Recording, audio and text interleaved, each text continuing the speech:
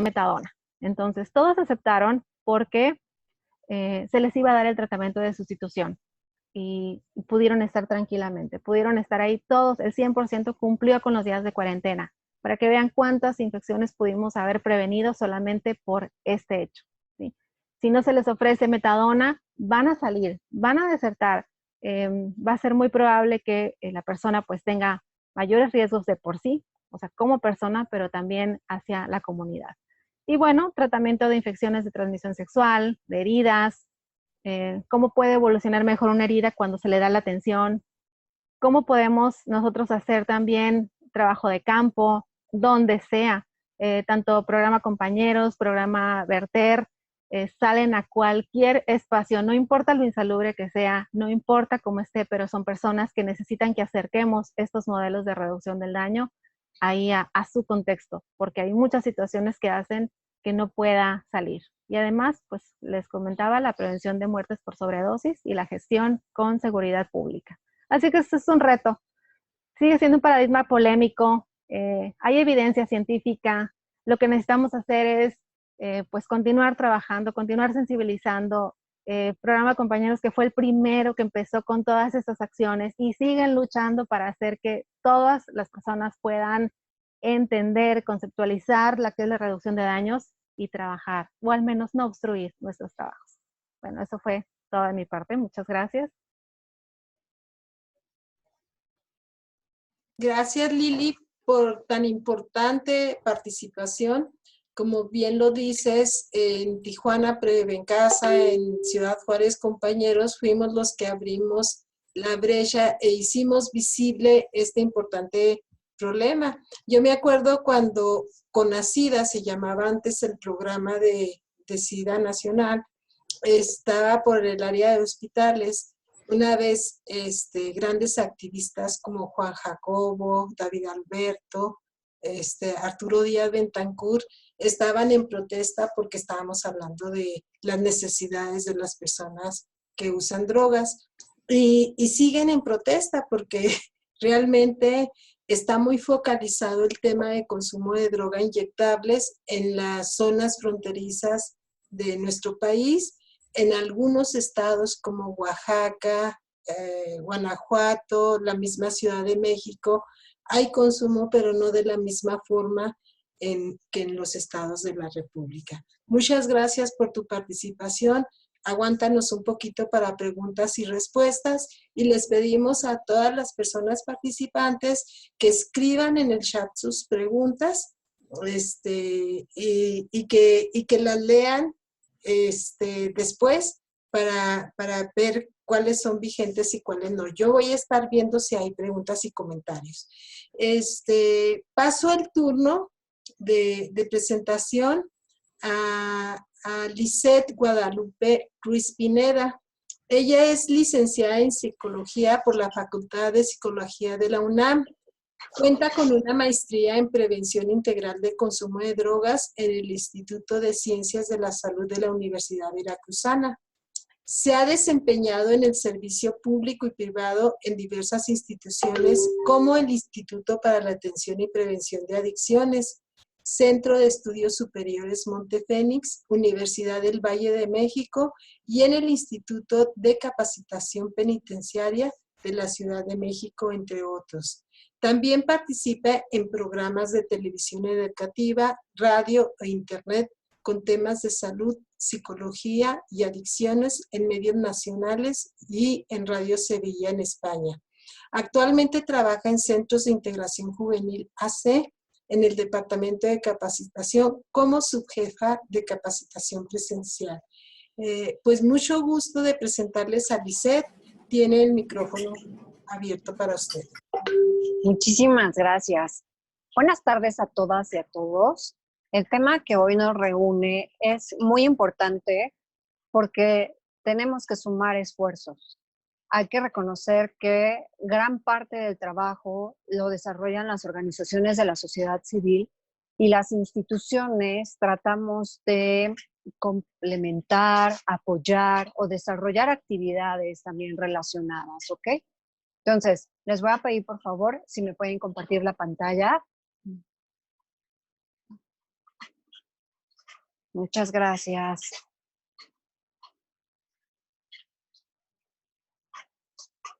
Muchísimas gracias. Muy bien.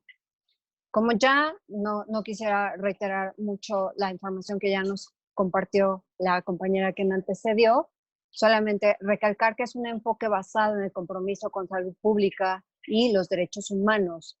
Va a incluir una amplia gama de servicios, también prácticas sanitarias y sociales para los usuarios de sustancias psicoactivas, ¿ok? Por los riesgos a los que se exponen, y hay una serie de guías técnicas que se han publicado para la reducción del daño y promueven cuáles serían o cuáles son esas principales sugerencias. Que se haga reducción del daño más allá del enfoque punitivo que las políticas de drogas de que cada país adopta, tiene una importante cantidad de beneficios. ¿Me puedes dar la siguiente, por favor? Dentro de los beneficios, pues tenemos que identificar que si hay un grupo de personas y que dentro de este grupo de personas usan drogas inyectables, tienen VIH y comparten jeringas y materiales de inyección, entonces esas tasas de prevalencia, es decir, la cantidad de personas que pueden contagiarse, alcanza una proporción epidémica de una forma veloz. ¿Qué es lo que más vemos en nuestro país? Los programas de distribución de jeringas, no solamente en nuestro país, sino a nivel Latinoamérica incluso, y el tratamiento de sustitución de opioides, principalmente en la frontera norte. Sí, hay diversas situaciones que se tienen que identificar. La siguiente, por favor. Algunas cifras que quisiera compartirles y repasar con ustedes es, a ver, vamos a verlo así. Hay 16 millones de personas, ¿ok?, que se inyectan drogas. Unos 3 millones están infectados por VIH. Una de cada 10 infecciones nuevas por VIH es causada por el consumo de drogas inyectables. Si nos vamos al Informe Mundial sobre Drogas de 2019, las muertes por consumo de drogas, hablando de hepatitis C, los encabezan la hepatitis C y la dependencia a opioides. Si nos vamos a los informes de la Oficina de las Naciones Unidas para las Drogas, nos mencionan que las mujeres que consumen drogas inyectables son más propensas a contraer la infección por VIH que los hombres. Y entonces ese es un dato importante.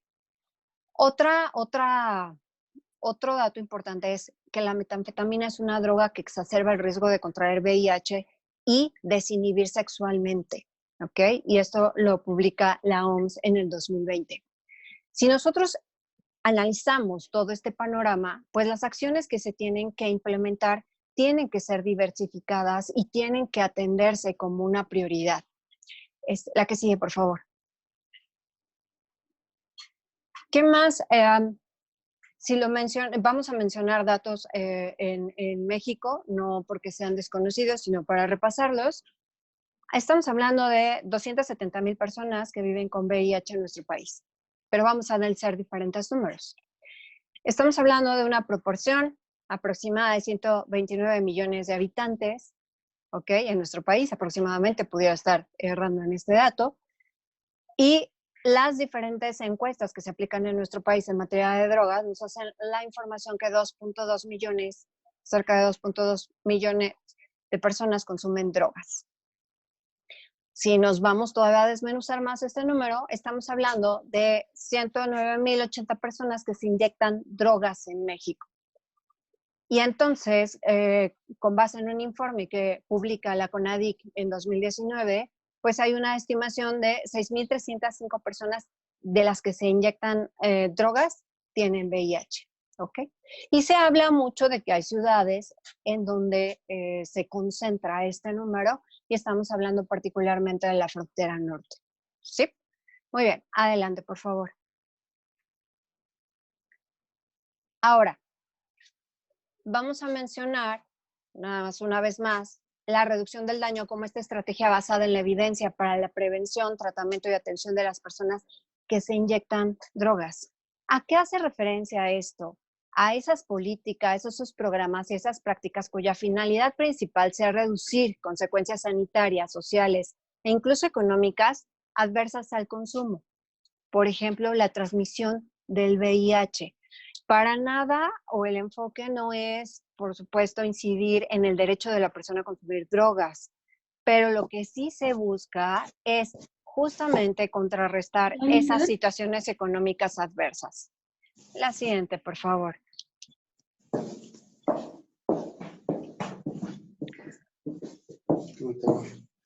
Para ello, podríamos mencionar que resulta muy relevante las conductas de riesgo. Justamente en esta investigación que realizaba la compañera que le antecedió, que el Instituto Nacional de Psiquiatría, en colaboración con la CONADIC y con todas estas organizaciones de la sociedad civil en el 2018, pues justamente trataron de dimensionar el contexto del consumo de heroína entre ciudades de la frontera, ¿ok? Vamos a centrarnos en una en particular. El 50.9% de las personas realizó conductas de riesgo. ¿A qué me refiero? Usó parafernalia que alguien más ya había usado, como compartir jeringas o bien parafernalia para el consumo, ¿ok? Este libro resulta muy interesante, todo el trabajo, todo el esfuerzo que realizan las organizaciones de la sociedad civil en la frontera norte. Entonces, pero centrémonos en la conducta de riesgo. O sea, si estamos hablando de la totalidad de la muestra que participó, que 50.9 haya contribuido o haya participado en conductas de riesgo, reutilizando alguna jeringa que alguien más ya haya usado, esto que sea el parámetro que nos lleve a dimensionar, ¿ok? Las características que se presentan o las situaciones que se presentan. La que sigue, por favor. Entonces, resulta importante poder identificar los retos y desafíos. Por allá del 2016, por cada persona que se inyectaba drogas, se distribuyó 6.2 jeringas. Cerca del 71.3% utilizó equipo estéril en la última inyección. Solo hablamos de que un 35% hizo la prueba del VIH y recibió el resultado en los últimos 12 meses. 27%, poco más del 27%, usó un condón durante la última relación sexual peligrosa.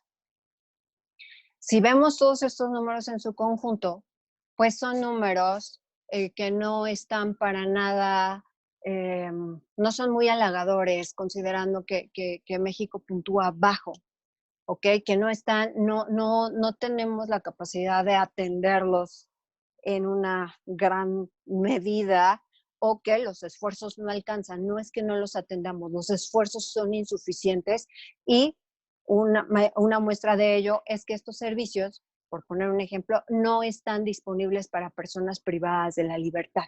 Entonces, el sistema penitenciario a nivel local, hablando de Ciudad de México, a nivel federal, no hay esta disponibilidad de servicios tan grande, ¿ok?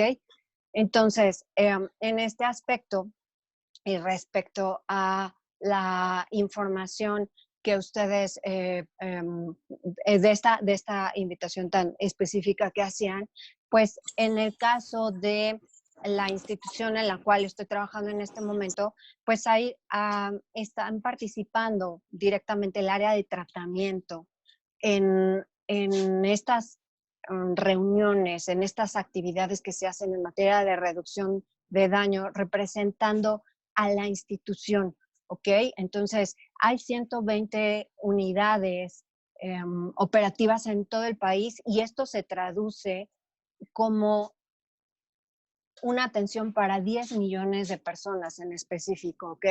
La institución cuenta con 11 unidades de hospitalización y en una de ellas se atiende exclusivamente a niños. Estamos hablando de la de Jalisco. Hay 2 unidades de atención a usuarios de heroína, hay una unidad de investigación científica en adicciones y 106 centros que se dedican principalmente hacia la prevención y el tratamiento. Particularmente, ¿qué se ofrece o qué ofrece la institución? Bueno, la institución ofrece, por medio de del gran trabajo que hacen los equipos médico-técnicos, que son médicos, psicólogos, trabajadores sociales, el personal de enfermería, pues ofrecen mantenimiento y deshabituación con metadona. También ofrece a los usuarios la detección oportuna de VIH, la hepatitis C, sífilis, pruebas de embarazo y una serie de paquetes sanitarios que incluyen recomendaciones, pues, en este sentido de cómo inyectarse, jeringas, agua destilada, preservativos. ¿Persigue objetivos terapéuticos? Claro que persigue objetivos terapéuticos. Estos objetivos terapéuticos tienen que ver con perspectiva centrada, ya sea desde la abstinencia hasta la reducción de daños. Y que la finalidad, pues por una parte, es interrumpir el ciclo de intoxicación o síndrome de abstinencia, disminuir considerablemente el consumo de otros opiáceos, así como de otras drogas, reducir el riesgo de muerte por sobredosis, reducir conductas de riesgo y transmisión de infecciones mortales como VIH-Sida, hepatitis, reducir o incidir en las conductas sociales y delictivas y fomentar el apego al tratamiento, ¿ok? Entonces, hay una serie de criterios que se identifican y que están relacionados con estos criterios de inclusión, ¿ok? Entonces, resulta vital o resulta muy importante poder considerar a las poblaciones vulnerables y poder atenderlas en gran manera, poder proporcionarle a las diferentes poblaciones que se atienden, pues un servicio de calidad, un servicio con apego a derechos, con todo este esfuerzo que realiza cada uno de los compañeros que colaboran en esas unidades operativas en particular, que insisto son 120 a lo largo de todo el país, las que se encuentran trabajando y operando. Resulta entonces importante poder identificar los esfuerzos de los programas gubernamentales que se tienen y de organizaciones de la sociedad civil dirigidas a las personas que se inyectan drogas. También resulta importante poder considerar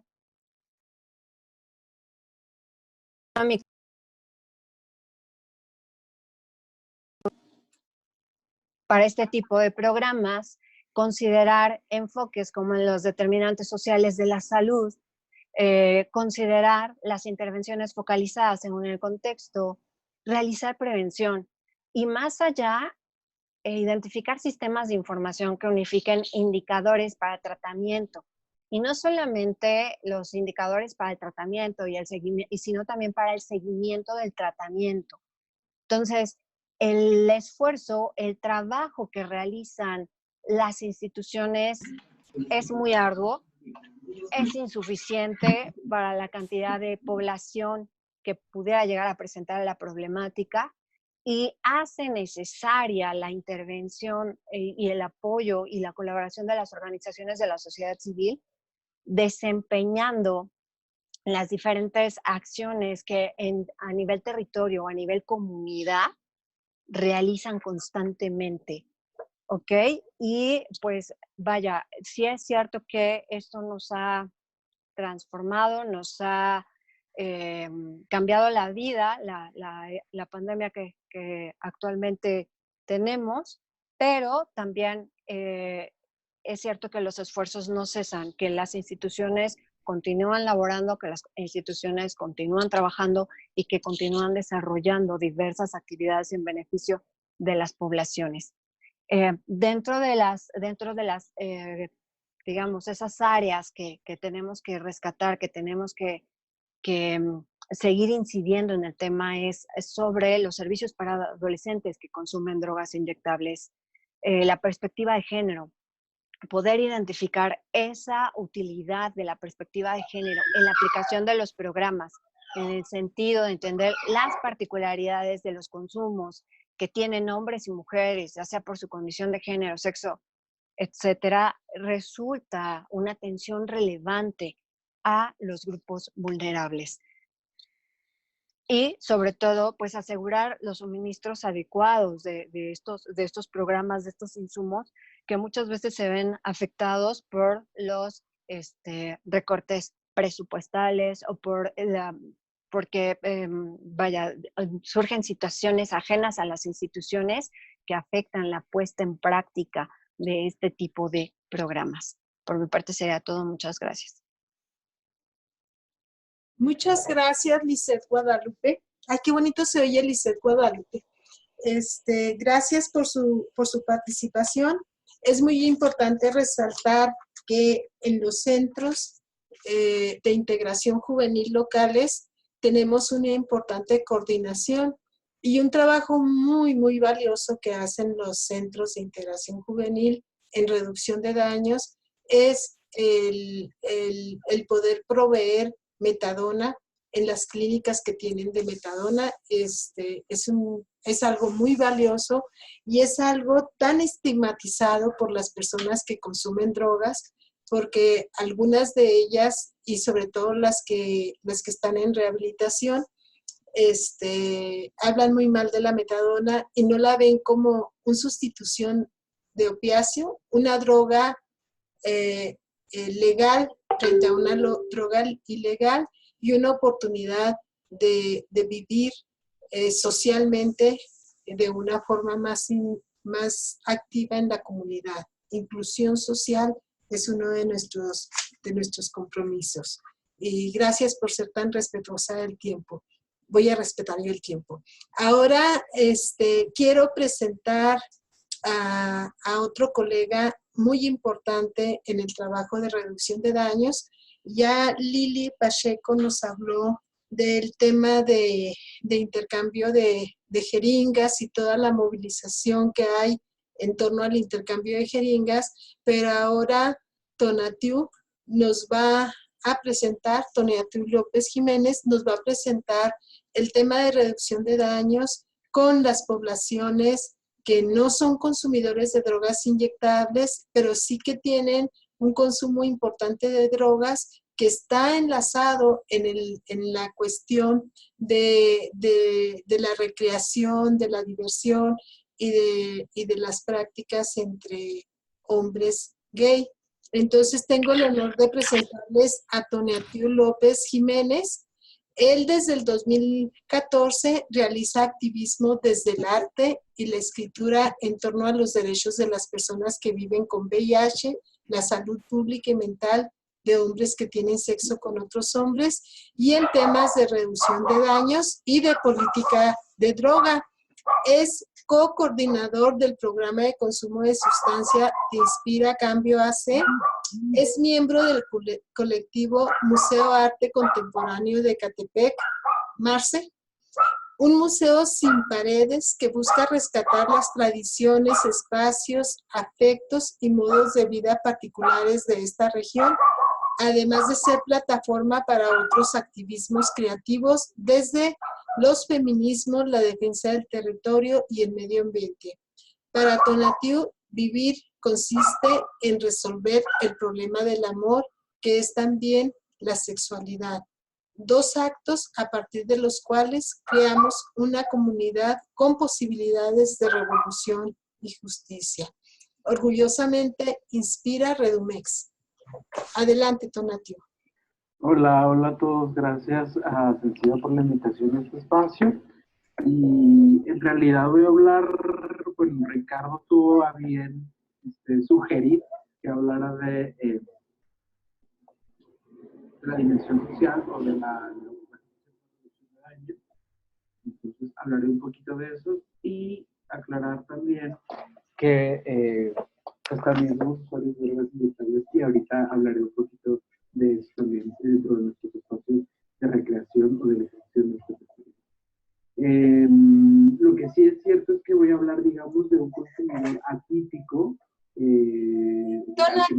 Tonatiuh, un minuto, por favor. Tu audio se escucha con movimiento. ¿Me escuchan bien ahí? Ahí te escuchamos perfecto. Muchas gracias. Pues nada, decía que hablaré del abordaje social de la reducción de daños y que sí hablaré, al final sí hablaré un poco también de usuarios de drogas inyectables, porque también los hombres que tenemos sexo con otros hombres hacemos uso de drogas inyectables como parte del ejercicio de nuestra sexualidad y de nuestros espacios recreativos.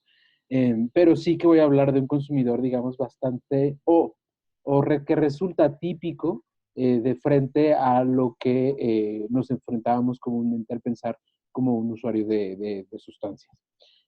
También quiero aclarar que yo no soy un trabajador de la salud, no soy tampoco un experto en salud mental, que soy pues, un historiador del arte, que es un consumidor de sustancias, que vive a ratos periodos de consumo problemático y que, como decías tú al principio, pues digamos, decidió encender esta vela por, por sus compañeros que estaban cediendo ante la vida, o más bien cediendo ante la muerte, de frente a la falta de herramientas y estrategias y de pedagogías de reducción de riesgos y de daños en nuestros contextos específicos, y decidió entonces empezar a trabajar y afortunadamente Inspira estuvo ahí para tenderme la mano y para tenderles la mano a quienes lo necesiten. Voy a hablar básicamente de los dulceros. Los dulceros o practicantes de chemsex somos hombres que tenemos sexo con otros hombres que nos gusta consumir algunas drogas recreativas como parte de nuestro ejercicio sexual. Esas drogas pueden incluir el cristal de modo inyectado también, que eso lo llamamos slam. El slam en realidad no es solo el cristal, también puede ser un slam de coca, un slam de piedra o un slam de alguna otra sustancia, eh, generalmente estimulantes. Otras de las drogas que aparecen, digamos, o que podemos mapear dentro de nuestro consumo es el GHB o GBL, que conocemos como G, y pues también usamos coca, ketamina, poppers, cloruro de etilo, y además hacemos como policonsumo porque de pronto, pues si tenemos un fin de semana de fiesta en el que nos vamos a encerrar en el hotel a consumir cristal durante, pues, no sé, 48 horas, digamos, pues vamos a necesitar de pronto también apagar nuestro cerebro al final de ese consumo para poder despertar el lunes e ir a trabajar. Entonces a lo mejor nos echamos por ahí alguna benzodiazepina, un clonazepam o un antipsicótico, una risperidona, y eso digamos que complejiza el escenario de consumo porque digamos que estamos frente a consumidores que creen tener herramientas para gestionarlo y además que dentro de sus propios grupos pues de convivencia o de esparcimiento o de pues, ejercicio amatorio, pues generan ellos mismos sus propias estrategias de reducción de daños y de riesgos, como lo que podemos ver aquí en la pantalla, que este es un perfil de Twitter de alguien que se hace denominar el padrino del slam, que es básicamente alguien que te apadrina como para enseñarte las matemáticas básicas si decides iniciar el consumo por vía intravenosa o inyectable principalmente de cristal. Otra cosa importante de las dinámicas que suceden dentro de estos consumidores es que digamos que los riesgos están puestos en otro lugar. Generalmente hablamos de poblaciones en riesgo o de reducción de los riesgos o de reducción de los daños, pero no nos ponemos en los zapatos de los consumidores y quizá pues para ellos el riesgo no es tanto. Sobre todo en la comunidad HCH, en la que el riesgo es más bien una cosa pues también erotizada, ¿no? Aquí el comentario del padrino dice, el slam me ha dejado amigos, enemigos, buenos ahijados, gente mala leche, experiencias muy padres, acontecimientos muy penosos. Pero lo más rescatable es que he enseñado la técnica de manera correcta y responsable con gente con los mismos gustos que yo. Entonces creo que la reducción de daños en el caso de los HCH, que practicamos chemsex o que nos denominamos dulceros, pues pone de frente también otro tipo de solidaridades que tienen que ver más con el trabajo de pares, con un trabajo de pares que desafortunadamente no está validado, ¿no? Porque como les digo, pues la mayoría de nosotros no somos trabajadores de la salud, entonces de pronto, pues yo puedo dar ese consejo de, ay, pues mira, si te da paranoia porque te metiste un chingo de cristal, pues tómate una risperidona, pero en la salud, pues las matemáticas, pues menos uno más uno es igual a cero, y pues estás ahí haciendo una cosa con tu cerebro que a lo mejor no acabará muy bien. Somos un grupo que también ha creado su propio lenguaje, ¿no? Estos emojis son emojis que, por ejemplo, podemos, bueno, lo que traduciendo aquí diría, El cerdito es que es una persona que le gusta el sexo sucio, lo que implica que no utiliza protección, que eso no lo dicen las gotitas. Que le gusta consumir sustancias, que es el diamantito, principalmente cristal, y que además está dispuesto a realizar algunas prácticas que bajo ese consumo se posibilitan, como el fisting o la introducción del puño en el recto. Esto pues genera un panorama como mucho más complejo respecto a los riesgos, ¿no?, que corremos, sobre todo en relación a la transmisión de enfermedades de transmisión sexual o infecciones de transmisión sexual, como el VIH y la hepatitis C, ¿no? O sea, porque además también hay prácticas oroanales, compartición no solo de jeringas, sino también de pipas para fumar cristal o para fumar piedra, compartir también pues algo parafernalia para las drogas inhalables o los mismos inhalables como los poppers o el cloruro, que generan situaciones en donde nos enfrentamos a más riesgo. Y lo digo entre comillas porque digamos que durante ese momento esas poblaciones no están viviendo el riesgo como tal, ¿no? Ese riesgo incluso, les decía, forma parte de su ejercicio pues, erótico y amatorio. Y en ese sentido estamos de frente a una población que respecto al VIH y el SIDA, que es el tema que hoy nos convoca, pues también está movilizando los significados que esa enfermedad tenía. La aparición de cosas como el PrEP, la PEP, la profilaxis post y preexposición, también nos genera, bueno, el tratamiento antirretroviral, su efectividad, el indetectable intransmisible, nos genera ciertos espacios de libertad en donde podemos nosotros ya jugar con ese virus que antes nos daba tanto miedo y de pronto podemos pues también generar espacios como fiestas positivas o habrá gente que está erotizando la transmisión del VIH y que quiere recibir ser receptor de ese virus por parte de otra persona. Y creo que como trabajadores de la salud, de la salud mental y tal, no nos toca ni patologizar ni criminalizar una vez más, sino empezar a generar estrategias donde también podamos atender las necesidades pues de estos grupos de población. En ese sentido, pues lo que hacemos en Inspira pues tiene que ver con eso, ¿no? Tiene que ver con generar estrategias de reducción de daños que, digamos, estén dirigidas y funcionen dentro de los espacios que ocupa esta comunidad, más allá de la noción misma de reducción de daños y como redefiniendo también la noción de riesgos. Y básicamente lo que hemos generado es un programa de educadores pares para ampliar los lenguajes y las estrategias de estas, pues digamos que ya se venían ejerciendo en los programas como los que comentaron las compañeras anteriormente que yo. Creo que la criminalización y la patologización, decía hace ratito, pues no es el camino, ¿no? No es el camino. No, hemos visto ya que también el prohibicionismo no sirve y necesitamos empezar a crear estrategias con una orientación en resultados que den respuesta a lo que enfrentamos quienes tenemos un consumo problemático y que tenemos que entender también que es un proceso gradual, digo, que eso supongo yo que ya está bien mapeado, pero digamos que en términos a mí lo que me sucedió cuando empecé a detectar mi propio consumo problemático es que no me sentía cercano a ningún espacio de los que estaban ya abiertos para poder ir allí y hablar de qué era lo que me estaba sucediendo. Digamos que lo encontraba demasiado específico y demasiado vinculado con mi intimidad como para ir y hablar en un espacio a lo mejor de AA o de Narcóticos Anónimos o ir a se me fue el nombre, pero a estos espacios que representaba la compañera anterior, ¿no? Donde no sentía yo que no podía hablar libremente de qué era lo que sucedía ahí, y además no estaba seguro si quería dejar ese lugar, ¿no? Si quería dejar esas prácticas, o si quería más bien que me enseñaran cómo no lastimarme para poder seguir realizando esas prácticas. Y eso es un poco lo que hacemos en Inspira, acudiendo a los lugares de encuentro, acudiendo a las fiestas, generando estas guías como las que estaban en el slide anterior.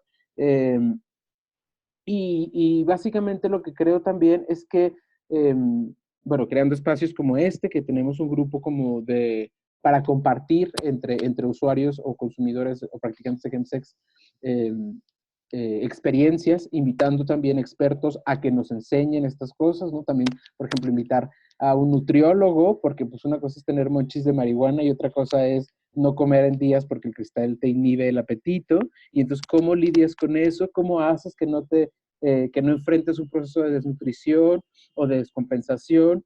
Necesitamos espacios también donde especialistas nos enseñen y empiecen a mapear y a estudiar qué onda con la interacción de todas estas sustancias con los antirretrovirales, con el PrEP, con la PEP, con otros medicamentos que quizás estemos tomando quienes, pues no sé, tenemos alguna medicación psiquiátrica, etcétera, ¿no?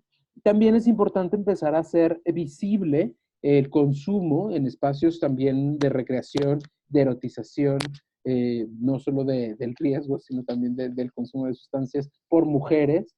Y en ese sentido, pues los invitamos más tardecito, hoy a las 7 tenemos un conversatorio entre mujeres, que es igual no está seguro, para que ellas hablen de su consumo.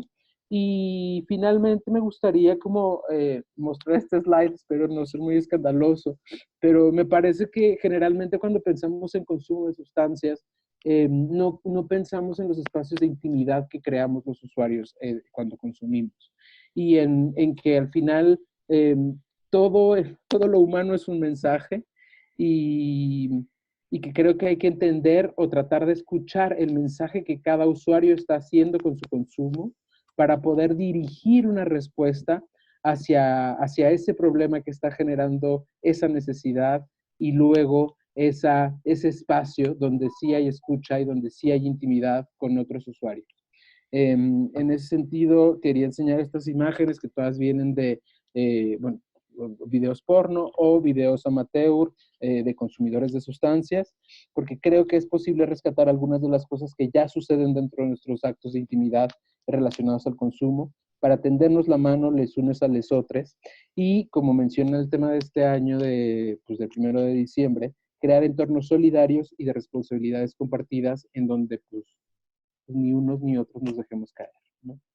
Y que todos caigamos en blandito y disfrutemos de la vida, del consumo y de la vida con consumo y de la vida sobre también, si es el lugar hacia el que queremos llegar. Y pues nada, gracias. Aquí le dejo. Muchas gracias, Tonatiuh, porque tú abordaste el tema de reducción de daños desde un lugar que llega a las conciencias de las personas. Eres una voz de conciencia porque la mayoría de las personas estamos hablando desde afuera, desde lo que sabemos, lo que hemos aprendido y todo lo demás, pero hablarlo desde lo que hemos vivido es otro punto muy importante. Y bueno, sé que la mayor parte de nuestra audiencia está en programas, porque los estoy leyendo en el chat, están en programas de atención donde pueden hacer la diferencia, donde si se conectan con mensajes tan importantes como los que tú nos estás planteando, podemos cambiar ese paradigma de cómo estamos atendiendo a las personas. Los vemos como objetos más que como personas, juzgamos sus actos y juzgamos y muchas de las veces los insomnios y las frustraciones que tenemos los profesionales de salud están basados en que no logró cambios en la persona y eso nos causa mucho ruido. Hay una frase que tú utilizaste y que debe ser una Biblia para el prestador de servicio, que es ni sanitizar ni criminalizar. Eso es algo así como bien potente y es algo que tenemos que ver de qué manera entramos en ese proceso, porque mientras estemos desde la figura vertical de yo estoy arriba, yo te enseño, yo te curo, yo te atiendo, entonces pues definitivamente no va a pasar nada. Y hay que decirlo porque hay que decirlo, la política de drogas del gobierno actual es una política que está trabajando desde el dolor, desde la basura, desde lo feo, exhibiendo de una manera muy fea a las personas que consumen drogas y los movimientos de reducción de daños se caracterizan por la parte esta de inclusión respeto y dignificación a las personas y por evitar estos problemas de criminalización que son muy, muy presentes en quienes ofrecen los servicios. He estado siguiendo el chat y todavía no veo preguntas en el chat. Les invitamos a que escriban preguntas para Lilia, para Lisette Guadalupe y para Tonatiuh. Y porque es el tiempo de conversar, es el tiempo de sacar la experiencia rica de quienes están aquí acompañándonos. Y bueno, por aquí hay un comentario que dice de Morelos 04. Tenemos muchos prejuicios en establecimientos residenciales y me encantaría invitarte a una plática para sensibilización en el tema de la población de la diversidad. Me imagino que es para ti, Tonatiuh. Te quieren invitar a esa plática y Tonatiuh ya puso su correo electrónico y y bueno, es el único comentario que hay hasta ahora. Entonces abro el micrófono mientras se animan a platicar y a decirnos algo. Solamente tienen que abrir el micrófono y decir algo, pero mientras no sé si quieras agregar algo, Lilia, Lisette, Tonatiuh.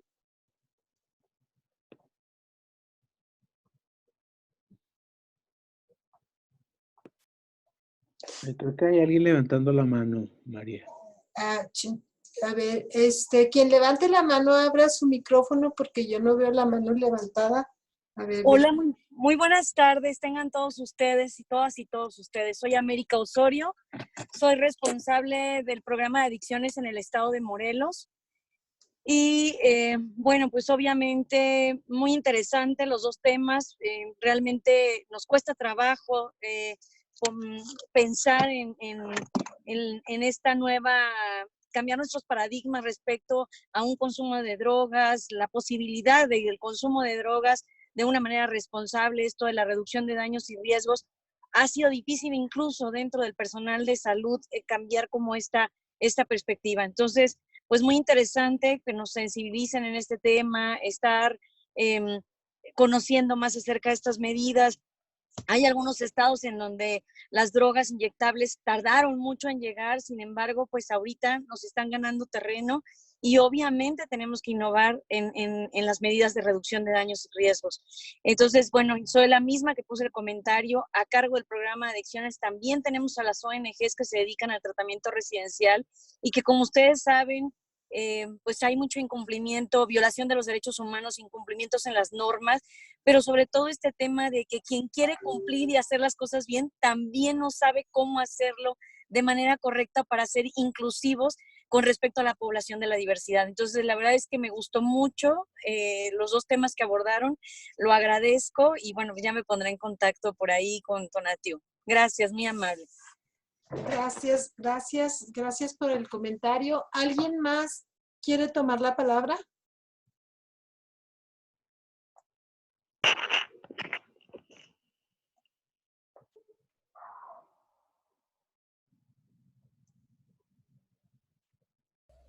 Parece que ya no tenemos manos levantadas. No sé si podremos ir dando un pequeño cierre de parte de los ponentes. Sí, parece que ya no hay más intervenciones. Pues bueno, vamos a hacer una conclusión después de haber escuchado entre los ponentes, hacer un minuto de conclusión para ir cerrando con esta participación. Empieza, Lilia. Muy bien.